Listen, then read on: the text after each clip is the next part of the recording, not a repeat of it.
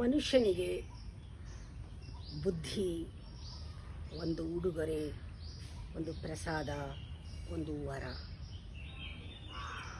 ನಾವು ಈ ಬುದ್ಧಿಯನ್ನು ಸದುಪಯೋಗ ಮಾಡಿ ತಾರತಮ್ಯ ಜ್ಞಾನದಿಂದ, ನಿತ್ಯ ವಿವೇಕ ಜ್ಞಾನದಿಂದ ನಾವು ಯಶಸ್ಸನ್ನು ಪಡಿಬೋದು. ಮನುಷ್ಯ ವರ. ಈ ಬುದ್ಧಿ ಮನಸ್ಸನ್ನು ಹತೋಟಿನಲ್ಲಿಟ್ಕೊಂಡು, ದೇಹನ ಹತೋಟಿನಲ್ಲಿಟ್ಕೊಂಡು, ವಸ್ತು ಪ್ರಪಂಚವನ್ನು ಹತೋಟಿನಲ್ಲಿಟ್ಕೊಂಡು ಕೆಲಸ ಮಾಡಬಹುದು. ಅಷ್ಟು ಶಕ್ತಿ ಇದೆ.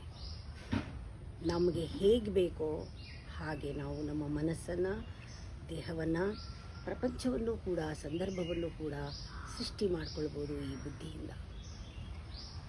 ಯಾಕೆ ಈ ಬುದ್ಧಿ ದುರ್ಬಲವಾಗಿ, ಭ್ರಮಾಧೀನವಾಗಿ, ಮನಸ್ಸಿಗೆ ಶರಣಾಗಿ ಗುಲಾಮನಾಗಿದೆ? ಮನಸ್ಸನ್ನು ಯಾತಕ್ಕೆ ಕಂಟ್ರೋಲ್ ಮಾಡ್ತಾ ಇಲ್ಲ? ಇದು ಭಾರಿ ದೊಡ್ಡ ಒಂದು ಸಂಶೋಧನೆ ಮನುಷ್ಯ ಮಾಡಬೇಕಾಗಿದೆ. ಯಾಕೆ? ಮನಸ್ಸು ಅಂದ್ರೇ ಆಸೆ. ಆಸೆ ಗಂಟು, ಆಸೆಯೇ ಮನಸ್ಸು. ಈ ಮನಸ್ಸಿನಲ್ಲಿ ಆಸೆ ಚಿಗುರ್ತಾನೇ ಇರುತ್ತೆ. ಚಿಗುರಕ್ಕೆ ಬಿಟ್ಟಿದ್ದೀವಿ. ಯಾತಕ್ಕೆ ಹೇಗೆ ಚಿಗುರಕ್ಕೆ ಬಿಟ್ಟಿದ್ದೀವಿ ಅಂದರೆ, ತೃಪ್ತಿ ಪಡಿಸಿ ಆಸೆಗಳು ಚಿಗುರ್ತಾ ಇದೆ. ಅದಕ್ಕೆ ಅನಾದರ ಮಾಡಬೇಕು, ಉದಾಸೀನ ಮಾಡಬೇಕು. ಆಗಲೇ ನಾವು ರಿಚುವಲಿಸ್ಟಿಕ್ ಆಗಿ ಪ್ರತಿ ಜನ್ಮದಲ್ಲೂ ಬಂದು ಆಸೆನ ತೃಪ್ತಿಪಡಿಸೋದ್ರಲ್ಲಿ ಅದನ್ನು ಹೆಚ್ಚಿಸಿ ಚಿಗುರಿಸ್ತಾ ಇದ್ದೀವಿ. ಕಾನ್ಸ್ಟೆಂಟ್ಲಿ ಚಿಗುರ್ತಾ ಇದೆ. ಯಾವ ಜನ್ಮದಲ್ಲಿ ನೀವು ಆಸೆಯನ್ನು ಉದಾಸೀನ ಮಾಡ್ತೀರಾ, ಆವಾಗ ಹೇಗೆ ಅಂದರೆ, ಒಂದು ಮರದಿಂದ ರೆಂಬೆಯನ್ನು ಕಡಿದು ಆ ರೆಂಬೆ ಎಲ್ಲೂ ನೆಲಕ್ಕೆ ತಗಲದೇ ಇರೋ ಹಾಗೆ ಅದನ್ನು ದೂರ ಇಟ್ಟರೆ, ಕ್ರಮೇಣ ಹೇಗೆ ಆ ರೆಂಬೆ ಒಣಗೋಗುತ್ತೋ, ಕಾಷ್ಟವಾಗಿಬಿಡುತ್ತೋ, ಆ ರೀತಿ ಆಸೆಗಳೆಲ್ಲ ಒಣಗಿ ಹೋಗಬೇಕು, ಚಿಗುರಬಾರ್ದು. ಆ ರೀತಿ ಒಣಗಿಸ್ಬೇಕು ಆಸೆಗಳನ್ನು. ಒಂದು ಕೆರೆಗೆ ನಾನಾ ಕಡೆಯಿಂದ ಕೋಡಿ ಹರ್ಕೊಂಡು ಬಂದರೆ ಕೆರೆ ಹರಿತಾ ಇರುತ್ತೆ. ನಾವು ಅದಕ್ಕೆ ಆಸೆಗೆ ತುಪ್ಪ ಹಾಕ್ತಾ ಇರೋದು ಅಂದರೆ ವಿಷಯಗಳು, ವಿಚಾರಗಳನ್ನು ಯಾವಾಗಲೂ ಫೀಡ್ ಮಾಡ್ತಾ ಇರೋದು, ಅಟೆಂಡ್ ಮಾಡ್ತಾ ಇರೋದು.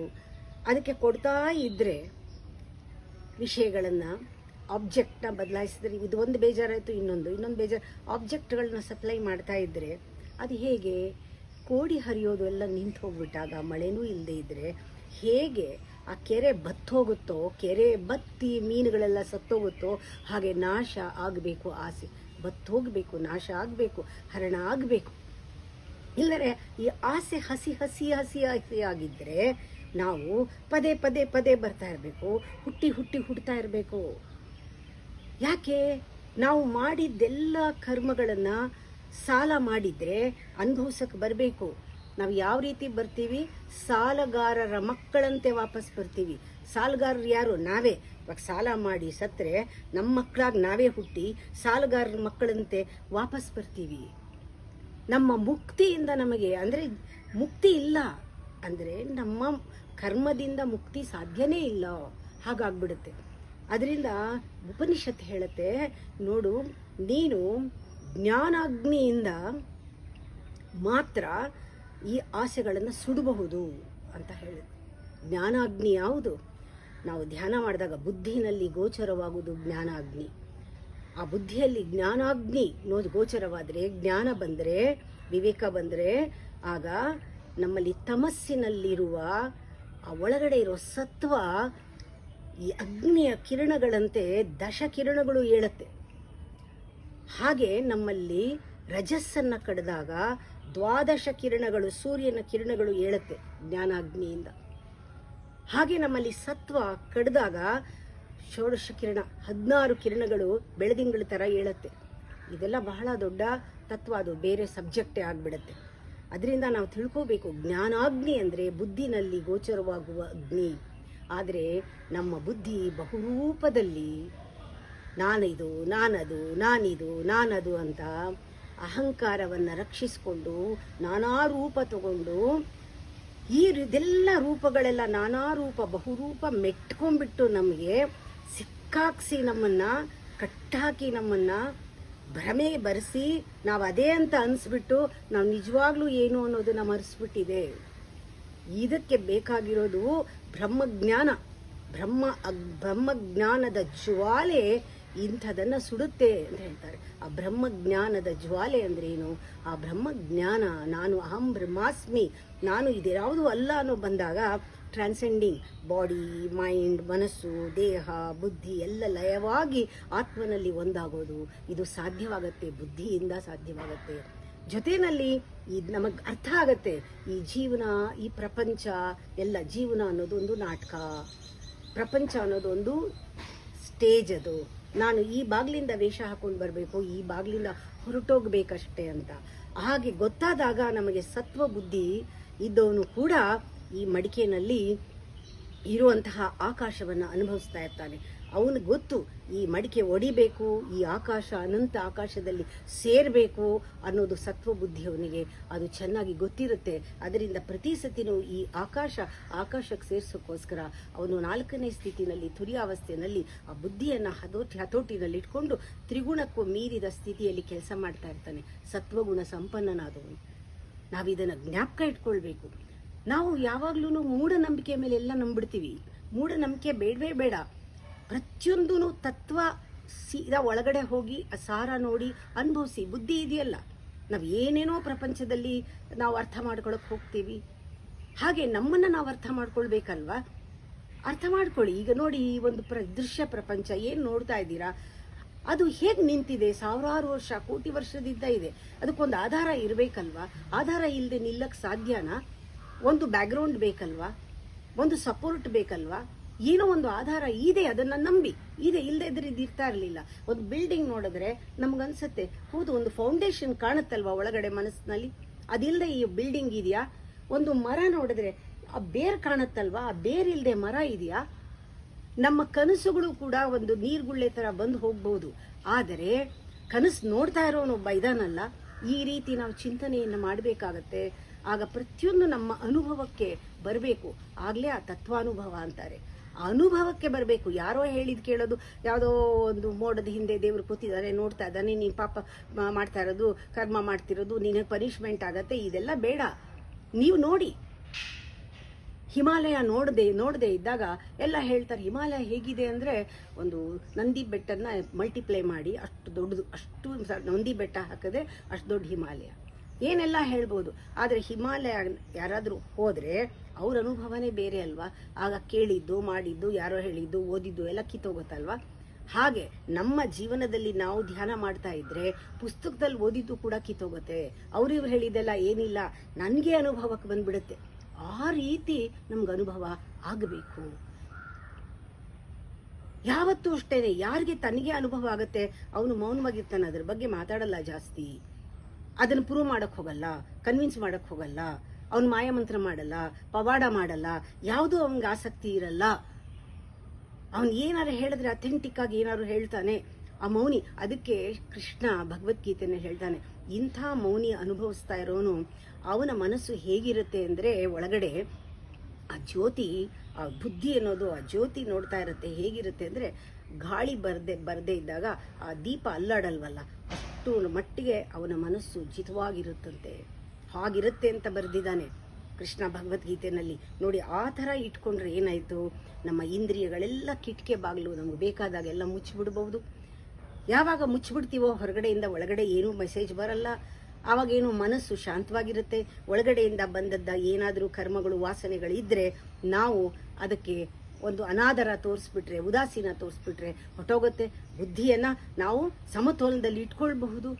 ಇಷ್ಟೆಲ್ಲ ಹೇಳಿದ್ರೂ ಕೂಡ ಒಂದು ಮಾತು ಜ್ಞಾಪಕ ಬರುತ್ತೆ DVG ಅವ್ರದ್ದು. ಅವ್ರು ಹೇಳ್ತಾರೆ, ದ್ವೇಷ ರೋಷ ಕೂಡ ಸ್ನೇಹಮೂ ಮೋಹಮೂ.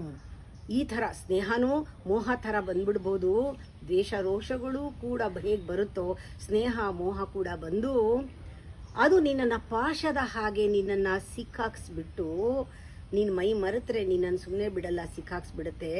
ಜೊತೆಗೆ ವಾಸನೆಗಳು ಉರುಬಿ ಚಿತ್ತದ ಜ್ವರವನ್ನು ಬಿತ್ತಿ ನಿನಗೆ ಮೋಸ ಮಾಡಿ ಕೊಲ್ಲುತ್ತೆ ಅಂತ ಹೇಳಿದ್ದಾರೆ. ಎಷ್ಟು ಚೆನ್ನಾಗಿ ಹೇಳಿದ್ರು. ಇಷ್ಟೆಲ್ಲ ಇದ್ರೂ ಕೂಡ ಅವ ಹಿಂದಿನ ಮಾಡಿದ ವಾಸನೆಗಳು ಉರುಬಿ ಚಿತ್ತ ಜ್ವರಗಳ ಬಿತ್ತಿ ನಿನಗೆ ಮೋಸ ಮಾಡಿ ಕೊಲ್ಲುತ್ತೆ ಮಗನೇ, ನೋಡು ಇಷ್ಟೆಲ್ಲ ಬುದ್ಧಿ ಇದ್ರು ಅಂತ. ಈಗ ನಾವು ನೋಡ್ಕೋಬೇಕು. ಹೊರಗಡೆ ಪರಿಧಿ ಏನು? ನಮ್ದು ಕೋಶ, ಅನ್ನಕೋಶ ಅಂದ್ರೇನು? ಇಂದ್ರಿಯಗಳು, ಮೆಸೇಜ್ ತಗೊಂಬರೋ ಇಂದ್ರಿಯಗಳು. ಅದರ ಹಿಂದೆ ಪ್ರಾಣ, ಮನೋಕೋಶ, ಇದೆಲ್ಲವೂ ಕೂಡ ಹೊರಗಡೆನೇ ಕೆಲಸ ಮಾಡ್ತಾ ಇರುತ್ತೆ ಯಾವಾಗ್ಲೂ ಮನುಷ್ಯನಿಗೆ. ಬುದ್ಧಿ ಒಳಗೂ ಹೊರಗೂ ಮಾಡಬಹುದಾದಂತಹ ಬುದ್ಧಿ ಮಾತ್ರ ಅದು ತನ್ನ ಬಹಳ ದೊಡ್ಡ ಕೆಲಸ ಮಾಡುತ್ತೆ ಮನುಷ್ಯನಲ್ಲಿ. ಅದಕ್ಕೆ ನಾನು ಪ್ರಾರಂಭದಲ್ಲಿ ಹೇಳಿದೆ, ಇದು ವರ, ಈ ಬುದ್ಧಿ ವರ ಅಂತ ಹೇಳಿದೆ. ಆ ವರ ಅನ್ನೋದು ಅಂಡರ್ಲೈನ್ ಮಾಡಿ. ಯಾಕೆ ವರ ಅಂದ್ರೆ, ಆ ಬುದ್ಧಿ ಈ ಇಂದ್ರಿಯಗಳ ಮೂಲಕ, ಮನಸ್ಸಿನ ಮೂಲಕ ಒಳಗೆ ಬರುತ್ತಲ್ಲ, ಅದನ್ನ ವಾಚ್ ಮಾಡುತ್ತೆ ಬುದ್ಧಿ. ಅದನ್ನ ವಾಚ್ ಮಾಡಿ ಅದನ್ನೆಲ್ಲ ಪ್ರತಿಯೊಂದನ್ನು ಕೂಡ ವಿಚಾರಗಳನ್ನ ಅದನ್ನ ಜೋಡಿಸ್ಕೊಳ್ಳತ್ತೆ, ಸಂಗ್ರಹಿಸುತ್ತೆ. ಅದನ್ನ ಒಳಗಡೆ ಬರುವಾಗ್ಲೇನೆ ಅದು ಫಿಲ್ಟರ್ ಮಾಡಬಹುದು, ಆ ಬುದ್ಧಿ ಚುರುಕಾಗಿದ್ರೆ, ತೀಕ್ಷ್ಣವಾಗಿದ್ರೆ. ಆಮೇಲೆ ಅಂದ್ರೆ ತನ್ನ ಭಂಡಾರದೊಳಗೆ, ಚಿತ್ತದೊಳಗೆ, ಭಂಡಾರದೊಳಗೆ ಹಳೆಯ ಅನುಭವಗಳು, ವಾಸನೆಗಳು ಇರುತ್ತಲ್ಲ, ಅದರ ಜೊತೆ ಈ ಅನುಭವನ ಹೊಂದಿಸಿ ನೋಡಿ ಅದು ಒಂದು ನಿರ್ಣಯ ಮಾಡುತ್ತೆ. ಆ ನಿರ್ಣಯ ತಗೊಳ್ಳೋದು ಬುದ್ಧಿಲಿದೆ. ಅಂದ್ರೆ ಬುದ್ಧಿ ಎಷ್ಟು ಕೆಲಸ ಮಾಡುತ್ತೆ, ಎಲ್ಲವನ್ನು ತಗೊಳತ್ತೆ, ಫಿಲ್ಟರ್ ಮಾಡುತ್ತೆ, ಶೋಧಿಸುತ್ತೆ, ನಮ್ಮ ಹಿಂದಿನ ಅನುಭವದ ಜೊತೆ ಸೇರಿಸತ್ತೆ. ಆಮೇಲೆ ಅದು ಗುಣ ನಿರ್ಧಾರವನ್ನು ಮಾಡುತ್ತೆ. ಇದು ತಮೋ ಗುಣದ, ಇದು ರಜೋ ಗುಣದ ಸ್ವಭಾವ, ಸತ್ವಗುಣದ. ಆಯಾಯ ಸ್ತರಗಳಿಗೆ ನಮ್ಮನ್ನ ಕರ್ಕೊಂಡು ಹೋಗೋದು ಬುದ್ಧಿನೇನೆ. ನಾವು ಆಯಾ ಸ್ತರಗಳಲ್ಲಿ, ಗುಣಕ್ಕೆ ಸಂಬಂಧಪಟ್ಟ ಸ್ತರದಲ್ಲಿ ಇರೋದು ಬುದ್ಧಿಯಿಂದಾನೆ. ಆ ಬುದ್ಧಿ ಕ್ಯಾನ್ ಟೇಕ್ ಎ ಲೀಪ್, ಬುದ್ಧಿ can take a jump from known to unknown, from visible to invisible levels. ಆ ಬುದ್ಧಿ ಮಾಡತ್ತೆ. ಅಷ್ಟಾದ್ರೂ ಕೂಡ ಬುದ್ಧಿಗೆ ಸ್ವಾತಂತ್ರ್ಯ ಇಲ್ಲ. ಬುದ್ಧಿ ನಿಮ್ಮ ಜೀವಾತ್ಮನ ಗುಲಾಮ. ಬುದ್ಧಿಗೆ ಸ್ವಾತಂತ್ರ್ಯ ಇಲ್ಲ, ಜೀವಾತ್ಮನ ಗುಲಾಮ. ಅಂದ್ರೆ ಏನು? ನಿನಗೆ ಪರಮಾತ್ಮನಲ್ಲಿ ಆಸಕ್ತಿ ಉಂಟಾಗೋವರೆಗೂ ನೀ ಆ ಬುದ್ಧಿಯನ್ನ ಯಾವುದಕ್ಕೆ ಬೇಕೋ ಅದಕ್ಕೆ ಉಪಯೋಗಿಸ್ಕೊಳ್ಳೋದೇ ಇಲ್ಲ. ಜೀವಾತ್ಮ ಅಂದ್ರೆ ನೀನು. ನಿನಗೆ ಆಸಕ್ತಿ ಬಂದಾಗ ಬುದ್ಧಿಯನ್ನ ನೀನು ಖಂಡಿತವಾಗ್ಲೂ ಕೂಡ ಬಳಸ್ಕೊಳ್ತೀಯ. ಗುಲಾಮ, ಅದು ಆ ಸೇವಕನನ್ನ ಹೇಗ್ ಬೇಕೋ ಹಾಗೆ, ನಿನಗ್ ಬೇಕಾದಂಗೆ ಬಳಸ್ಕೋತೀಯ, ನಿನ್ನ ಉಪಯೋಗಕ್ಕೆ ಬಳಸ್ಕೋತೀಯ. ಇಲ್ಲದೆ ಇದ್ರೆ, ನಿನಗೆ ಪರಮಾತ್ಮನಲ್ಲಿ ಆಸಕ್ತಿ ಇಲ್ಲದೆ ಇದ್ರೆ, ಜೀವಾತ್ಮನಿಗೆ ಪರಮಾತ್ಮನಲ್ಲಿ ಆಸಕ್ತಿ ಇಲ್ಲದೆ ಇದ್ರೆ, ಆ ಬುದ್ಧಿಯನ್ನ ಅದು ಹೆಂಗ್ ಬರುತ್ತೋ ಹಂಗೆ ಬಿಟ್ಬಿಟ್ಟಾಗ ತಮೋ ಗುಣಗಳಲ್ಲಿ, ರಜೋಗುಣಗಳಲ್ಲಿ ಬಿದ್ದೋಗ್ತೀಯ. ಸತ್ವಪ್ರಧಾನವಾಗಿ ನೀನು ಮೇಲ್ ಬರೋದಿಲ್ಲ.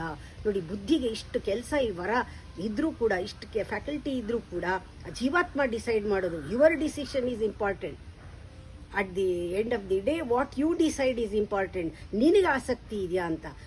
ಅದಕ್ಕೂ ಕೂಡ ಆನಂದ ಕೋಶದಲ್ಲಿ ಆ ಸಗುಣ ಪರಮಾತ್ಮ, ಪರಬ್ರಹ್ಮ ಅಲ್ಲಿದ್ದಾನೆ. ಜೀವಾತ್ಮ ಆದ್ಮೇಲೆ ಪರಮಾತ್ಮ, ಅವನು ಸಾಕ್ಷಿಯಾಗಿದ್ದಾನೆ, ಕಾಯ್ತಾ ಇದ್ದಾನೆ. ಅವನು ಎಲ್ಲದಕ್ಕೂ ಕಾರಣನಾದವನು. ಎಲ್ಲ ಅಲೆಗಳಿಗೂ ಕೂಡ ಆ ಒಂದು ಸಮುದ್ರವಾಗಿ ಇರೋದೇನೋ ಒಂದು ಇದೆಯಲ್ಲ ದೊಡ್ಡದು, ಆ ರೀತಿ ಅವನು ಕಾಯ್ತಾ ಇದ್ದಾನೆ. ಆದರೆ ನೀನು ಡಿಸೈಡ್ ಮಾಡಬೇಕು, ಹೋಗ್ಬೇಕಾ ಬೇಡವಾ ಅನ್ನೋದು. ಆ ಬುದ್ಧಿಯನ್ನು ಸರಿಯಾಗಿ ಉಪಯೋಗಿಸ್ಕೊಳ್ಳೋದು ನಿನ್ನ ಕೈನಲ್ಲಿದೆ. ಅದೊಂದು ಟೂಲ್, ಒಳ್ಳೆ ಟೂಲ್ ನಿನಗೆ ಮನುಷ್ಯನಾಗಿ ನೀ ಬಂದಿರೋದು ಅಂತ ಒಂದು ಜ್ಞಾಪಕ ಬರುತ್ತೆ. ಯಮ ನಚಿಕೇತನಿಗೆ ಒಂದು ಮಾತನ್ನ ಹೇಳ್ತಾನೆ. ನಚಿಕೇತ ಹೇಳ್ತಾನೆ, ನನಗೆ ಸತ್ಯ ನೋಡಬೇಕು, ಬೆಳಕನ್ನು ನೋಡಬೇಕು, ಆತ್ಮ ದರ್ಶನ ಮಾಡಬೇಕು ಅಂತ ಆ ಮಗು ಕೇಳಿದಾಗ ಹೇಳ್ತಾನೆ, ನೀನು ಅವಸರ ಪಡಬೇಡ. ಭೂಲೋಕದಲ್ಲಿ, ಕೇಳಿಸ್ಕೊಳ್ಳಿ, ಭೂಲೋಕದಲ್ಲಿ ಮಾನವನ ಜನ್ಮ ತಗೊಂಡಾಗ ಅವನಿಗೆ ಬುದ್ಧಿ ಇರುತ್ತಲ್ಲ, ಮನುಷ್ಯನಿಗೆ ಸ್ವಲ್ಪ ಎಚ್ಚರವಾಗಿಟ್ಕೋ ಬುದ್ಧಿಯನ್ನ. ಆ ಬುದ್ಧಿನಲ್ಲಿ ಆತ್ಮದರ್ಶನ, ಆ ದೇವರ ಬಿಂಬ, ಪ್ರತಿಬಿಂಬ ಎಷ್ಟು ಸ್ಪಷ್ಟವಾಗಿ ಕಾಣುತ್ತೆ ಅಂದ್ರೆ ನಿಂಗೆ ಡೌಟೇ ಬರೋದಿಲ್ಲ, ಅಷ್ಟು ಚೆನ್ನಾಗಿ ಕಾಣುತ್ತೆ. ಇದನ್ನ ನೋಡಿ ದೇವತೆಗಳು ಕೂಡ ಮನುಷ್ಯನ ಜನ್ಮ ನೋಡಿ ಅವ್ರಿಗೂ ಹೊಟ್ಟೆ ಉರಿಯತ್ತಂತೆ. ಇಷ್ಟು ಚೆನ್ನಾಗಿ ಆತ್ಮದರ್ಶನ ಮಾಡೋ ಅಷ್ಟು ಬುದ್ಧಿ, ಇಷ್ಟು ಚೆನ್ನಾಗಿರೋ ಬುದ್ಧಿ ಇದೆಯಲ್ಲ ಮನುಷ್ಯರಿಗೆ ಅಂತ ಹೇಳಿ. ನೀನು ಪಿತೃಲೋಕಕ್ಕೆ ಹೋದ್ರೆ ನಿನಗೆ ಅಷ್ಟು ಚೆನ್ನಾಗಿ ದರ್ಶನ ಆಗಲ್ಲ. ಪಿತೃಲೋಕದ ದರ್ಶನ ಒಂದು ಕನಸಿನ ತರ ಇರುತ್ತೆ, ಮೊಬ್ಬಾಗಿರುತ್ತೆ, ನೀರಿನ ಗುಳ್ಳೆ ತರ ಇರುತ್ತೆ. ಹೀಗೆ ಬಂದು ಈಗ ಹೊಟ್ಟೋಗುತ್ತೆ ಪಿತೃಲೋಕದ ದರ್ಶನ. ಬೇಡ ಬೇಡ. ನೀನು ಹೋದ್ರೆ ಗಂಧರ್ವ ಲೋಕಕ್ಕೆ, ಅಲ್ಲಿ ನೀರಿನ ಅಲೆ ಮೇಲೆ ನೋಡೋ ಹಂಗಿರುತ್ತೆ. ಅದೇನಾದ್ರು ಒಂದೊಂದ್ಸತಿ ಅಲೆ ಚೆನ್ನಾಗಿ ಅಲ್ಲಾಡ್ಬಿಟ್ರೆ ನೀನು ಕಾಣೋದೇ ಇಲ್ಲ. ಗಂಧರ್ವ ಲೋಕದಲ್ಲಿ ಕಾಣೋದೇ ಇಲ್ಲ, ನೀರಿನ ಅಲೆ ಮೇಲೆ ಬಿಂಬ ಕಾಣತ್ತೆ. ಆದರೆ ನೀನು ಬ್ರಹ್ಮಲೋಕಕ್ಕೆ ಹೋದರೆ ನೆರಳು ಬೆಳಕು ಹಾಗೆ ಕಾಣುತ್ತೆ. ಮೋಸ ಹೋಗಬೇಡ. ಈ ಲೋಕಗಳೆಲ್ಲ ಸತ್ತ ಮೇಲೆ ಸಿಗೋದು, ಆದರೆ ಎಲ್ಲೂ ಆತ್ಮದರ್ಶನ ಅಷ್ಟು ಚೆನ್ನಾಗಾಗಲ್ಲ. ಮಾನವನ ಜನ್ಮ ಇದೆಯಲ್ಲ, ಅಲ್ಲಿ ಮಾತ್ರ ಬುದ್ಧಿಯನ್ನು ಎಚ್ಚರದಲ್ಲಿ ಇಟ್ಕೊಂಡ್ರೆ ಸ್ಪಷ್ಟವಾಗಿ ಕಾಣುತ್ತೆ. ವೇಸ್ಟ್ ಮಾಡ್ಕೋಬೇಡ ಅಂತ. ಅದರಿಂದ ನಾವು ಈ ಜನ್ಮದಲ್ಲಿ ನಮ್ಮ ಬುದ್ಧಿಯನ್ನು ಸ್ಪಷ್ಟವಾಗಿ, ತೀಕ್ಷ್ಣವಾಗಿ, ಯಾವಾಗಲೂ ಚುರುಕಾಗಿ ಇಟ್ಕೊಂಡು ಆತ್ಮದರ್ಶನವನ್ನು ಮಾಡೋದಕ್ಕೆ ಸಾಯ್ಬೇಕಾಗಿಲ್ಲ. ನಾವು ಇರೋವಾಗ್ಲೇನೆ ಆ ಕಿರಣಗಳು ಎದ್ಬಿಟ್ರೆ ಪ್ರತಿಯೊಂದರಲ್ಲೂ ಸರ್ವಾಂತರ್ಯಾಮಿನಲ್ಲೂ ಕೂಡ ಆ ಒಂದು ಬೆಳಕನ್ನು, ಪ್ರತಿಬಿಂಬವನ್ನು ನೋಡೋದಕ್ಕೆ ಸಾಧ್ಯ. ಇದನ್ನು ಮನುಷ್ಯನ ಜನ್ಮ ತಗೊಂಡಿದ್ದಕ್ಕೆ ಸಾರ್ಥಕ ಮಾಡೋಣ. ಮುಂದೆ ನಾಳೆ ಇದನ್ನೇ ಮುಂದುವರಿಸ್ತೀವಿ.